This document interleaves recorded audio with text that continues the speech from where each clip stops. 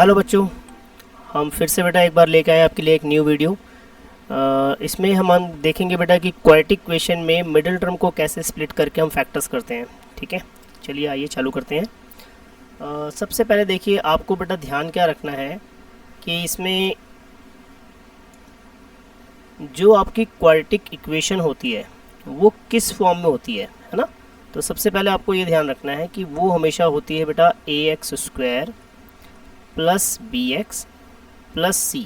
तो अब आपने ध्यान ये रखना है, जब भी हम फैक्टर्स करेंगे तो सबसे पहले बेटा क्या ध्यान रखना है कि x² वाली टर्म सबसे आगे होनी चाहिए, फिर उसके बाद x की पावर 1 वाली टर्म होनी चाहिए, और उसके बाद बेटा जिसमें x नहीं है वो टर्म होनी चाहिए। ठीक है, तो ये आपको सबसे पहले ध्यान रखना है।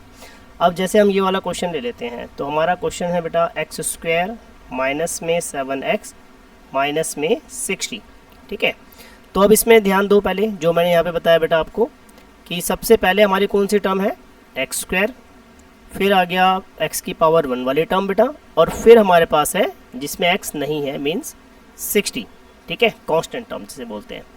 तो अब इसमें सबसे पहला स्टेप क्या होता है बेटा आपको, जैसे अगर हम इस इक्वेशन को लेके देखें तो सबसे पहले आपको बेटा a को c से मल्टीप्लाई करके इसका प्रोडक्ट फाइंड करना है कि ये ac की वैल्यू आखिर क्या आ रही है आपके पास। ठीक है, सबसे पहले आपको ये देखना है।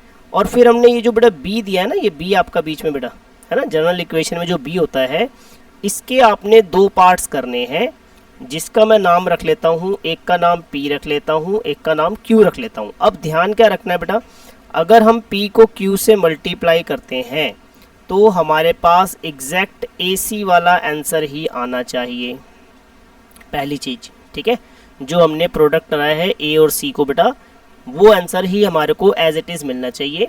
और दूसरी बेटा कंडीशन है कि हमने ये जो हमने पी क्यू बेटा नाम रखे हैं, ये एक्चुअली में क्या है कि p प्लस क्यू अगर हम करें तो ये b के इक्वल ही है वैल्यू। ठीक है बेटा, ये आपने खास ध्यान रखना है। तो ये दो कंडीशन ही है बस बेटा मेनली। अगर ये दो कंडीशन आपने प्रॉपरली पूरी कर ली तो कुछ भी क्वेश्चन में प्रॉब्लम नहीं है। जब स्टार्ट करेंगे तो बेटा तो हमारे को सबसे पहले छोटी मोटी दिक्कतें जरूर आएंगी। ठीक है ना, क्योंकि वो शुरू में बेटा माइंड को सेट होने में थोड़ा सा टाइम जरूर लगता है, लेकिन उसके बाद बेटा आप इसको प्रॉपरली जब 2-4 क्वेश्चन कर लोगे तो आपको बहुत ही ईजी लगेगा बेटा कंसेप्ट। तो देखो कैसे करना है इसको। सबसे पहले बेटा हमने करना था a को c से मल्टीप्लाई। अब देखो मेरे पास यहाँ पे a की वैल्यू बेटा यहाँ पे क्या चल रही है, 1 चल रही है। ठीक है, x² के आगे अगर कुछ भी नहीं है तो हम वैल्यू क्या लेंगे, कोफिशिएंट क्या लेंगे बेटा, 1 लेंगे। और उसके बाद बेटा लास्ट बेटा मेरे पास है माइनस का 60, मीन्स मुझे 1 को मल्टीप्लाई देना है माइनस के 60 से, है ना। ये मेरा a है और ये मेरा c है। तो बेटा ये आपके पास वैल्यू आ गई भाई -60। अब आपने क्या करना है, ये जो 60 है माइनस छोड़ दो, माइनस की अभी हमें रिक्वायरमेंट नहीं है। हम इस 60 के फैक्टर्स करेंगे, तो हमने 2 से डिवाइड करा बेटा, है ना। फैक्टर्स करना तो मेरे ख्याल से आई थिंक बेटा सबको आना ही चाहिए, तो आता ही होगा, है ना। आप सब बच्चे तो अच्छे हैं ही। तो 2 से डिवाइड करा बेटा 30, 3 से डिवाइड करा बेटा हमने 3 1 ज़ा 3 मतलब 10 आ गया आपके पास। फिर हमने 2 से डिवाइड करा बेटा 2 5 ज़ा 10, फिर हमने 5 से कर दिया 1। यहाँ पे जो बेटा नंबर्स लेने हैं ना बेटा, ये खास आपको ध्यान रखना है कि ये सारे क्या होने चाहिए, प्राइम नंबर्स होने चाहिए। ठीक है, प्राइम नंबर्स मतलब जो अपने टेबल में ही आते हैं और किसी के टेबल में नहीं आते एक्सेप्ट 1, है ना। 1 के टेबल में आता है या फिर अपने टेबल में आता है, और किसी के टेबल में नंबर्स नहीं आते हैं। तो अब यहाँ पे बेटा मेरे पास नंबर्स क्या क्या निकल आए हैं फैक्टर के, 60 के फैक्टर हमने जो करे हैं उसके नंबर्स के फैक्टर्स वैल्यू हमारे को आई क्या है, 2 आया है, 3 आया है, फिर 2 आया है, फिर 5 आया, और एक 1 भी लेते हैं बेटा हमेशा ये वाला। ठीक है, ये भी नहीं छोड़ना आपने। तो ये हमारे पास टोटल मिलाकर 5 नंबर आए हैं।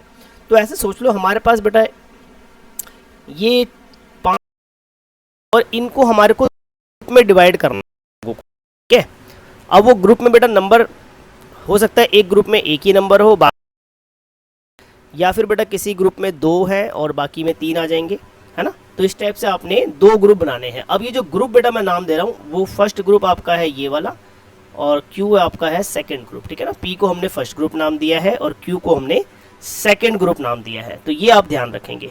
तो अब ये रैंडमली बेटा चेक करना पड़ेगा आपको। ठीक है, ध्यान क्या रखना है हमने कि हम इस समय कर रहे हैं B के फैक्टर, जिससे मुझे मिलेगा P एंड Q।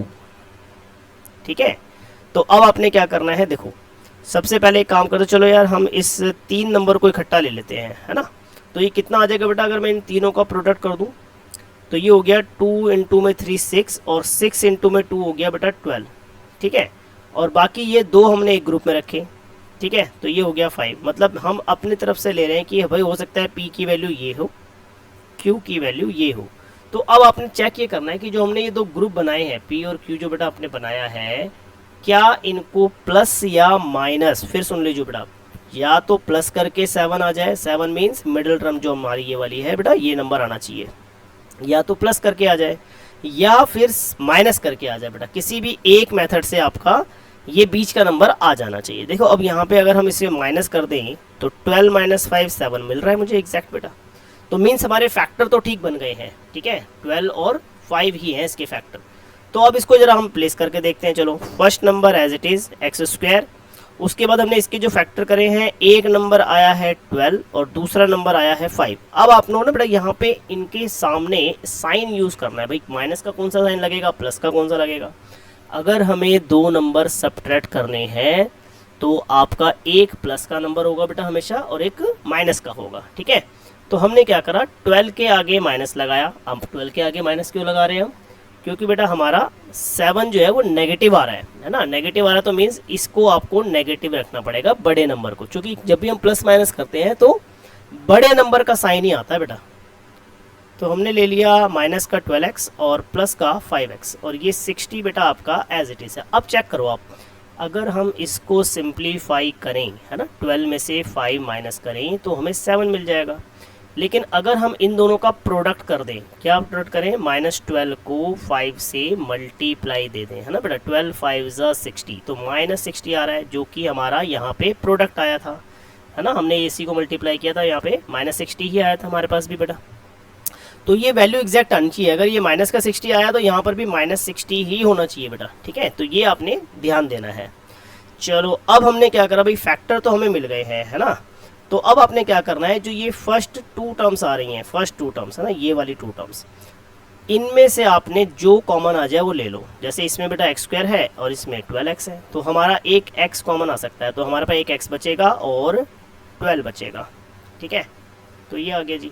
इसके बाद बेटा हमेशा ना नेक्स्ट ग्रुप में से भी आपको कॉमन लेना है, ठीक है ना, पहले 2 टर्म और लास्ट की 2 टर्म। अब लास्ट की 2 टर्म से हम क्या कॉमन लें, तो बेटा इसमें एक शॉर्टकट है हमारे पास कि हमेशा ये वाला नंबर ही फैक्टर वाला दोबारा से रिपीट करते हैं हमेशा, ठीक है जी, रिपीट होगा ये हमेशा। तो x - 12 बेटा हमने सेम लिख दिया है। इसके बाद बेटा आपका यहाँ पे शायद नंबर होना चाहिए, ध्यान दो तो +5, क्योंकि 5 से अगर मैं इसे मल्टीप्लाई दूंगा तभी तो 5x आएगा, और 5 से इसे मल्टीप्लाई देंगे तभी हमारे पास 60 भी आएगा, ठीक है।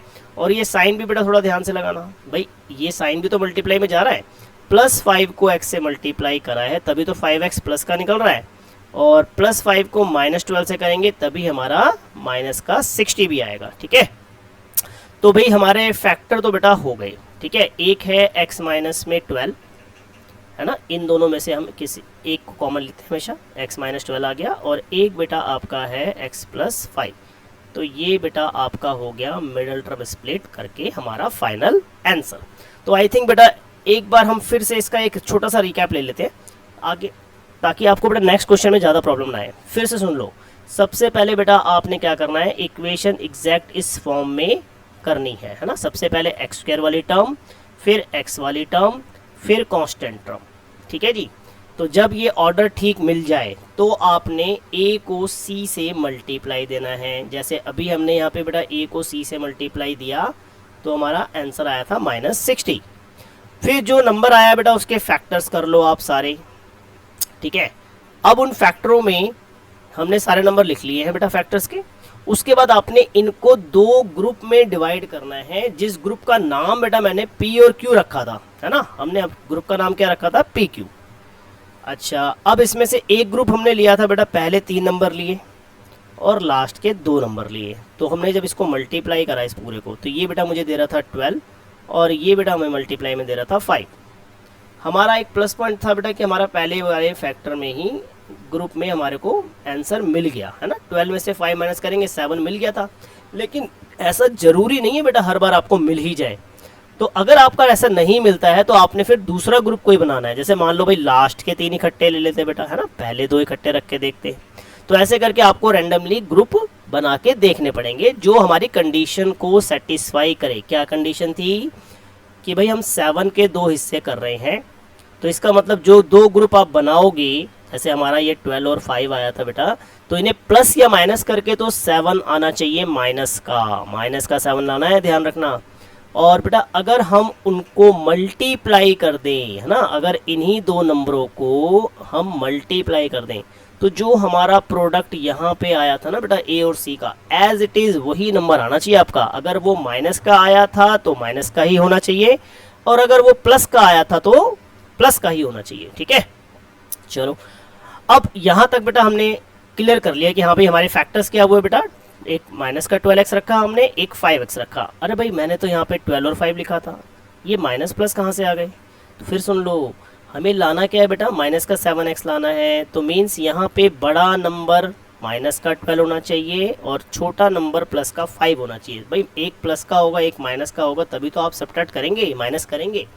तो हमने 12 माइनस का रखा बेटा और 5 हमने प्लस का रखा ताकि ये वैल्यू सब्ट्रैक्ट हो जाए। तो 12 में से 5 माइनस करते हैं तो हमें 7x एज इट इज मिल जाएगा। तो इसका मतलब बेटा हमारा एक पार्ट तो हुआ कि हाँ भाई मल्टीप्लाई करके हमें 60 भी मिल रहा है, और 7 के जो 2 हिस्से करते हमने इनको प्लस करके हमें 7 भी मिल रहा है माइनस का। तो अब आपने क्या करना था, नेक्स्ट पार्ट था बेटा आपका पहले 2 टर्म में से कॉमन निकालना है, फिर लास्ट की 2 टर्म में से कॉमन निकालना है। पहली 2 टर्म में से बेटा हमने देखा भाई इसमें नंबर तो कोई कॉमन आ ही नहीं रहा बेटा, है ना, हाँ सिर्फ इसमें x दोनों में था तो हमने x कॉमन ले लिया। एक x यहाँ से कॉमन लिया तो बेटा एक x बचा है और 12 बचा है ना, इसमें से x चला गया तो ये 12 बचेगा। और यही फैक्टर मैंने कहा बेटा हमेशा रिपीट करता है, तो आपको x माइनस 12 फिर से लिख लेना है। और फिर उसके बाद यहाँ का ना बेटा ये नंबर आप फिल कर लो अपने हिसाब से कि भाई ऐसा क्या नंबर लिखें यहाँ पे कि इसको और इसको मल्टीप्लाई देने के बाद ये 2 टर्म आ जाए आपके पास। तो बस ये फाइनल स्टेप होगा आपका। हो गया बेटा x प्लस में 5 पहला फैक्टर और एक x माइनस में 12 दूसरा फैक्टर। तो मीन्स आपको ये क्वेश्चन मेरे ख्याल से बेटा क्लियर हो गया है। अब देखो ये फर्स्ट क्वेश्चन था इसलिए हमारे को इतना टाइम लग गया, ठीक है ना। अब देखो सेकंड क्वेश्चन बहुत क्विकली होगा। चलो एक बार सेकंड क्वेश्चन ट्राई करते हैं, जस्ट वेट।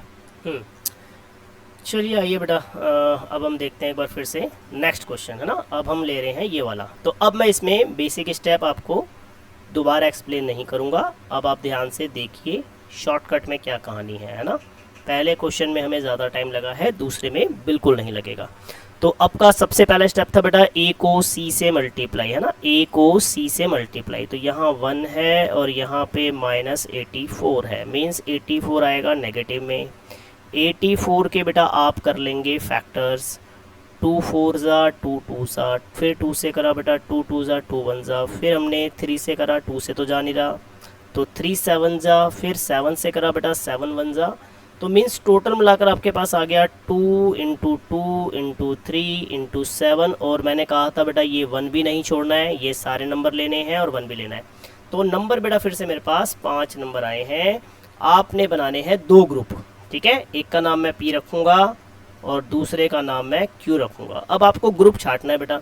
ध्यान क्या रखना है कि वो जो 2 ग्रुप के नंबर होंगे P और Q, उनको प्लस या माइनस करूँ तो 5x मिलना चाहिए भाई प्लस का, और मल्टीप्लाई करूँ 2 नंबरों को तो बेटा एग्जैक्ट माइनस का 84 आना चाहिए, ठीक है। तो बस आपने ये ध्यान रखना है।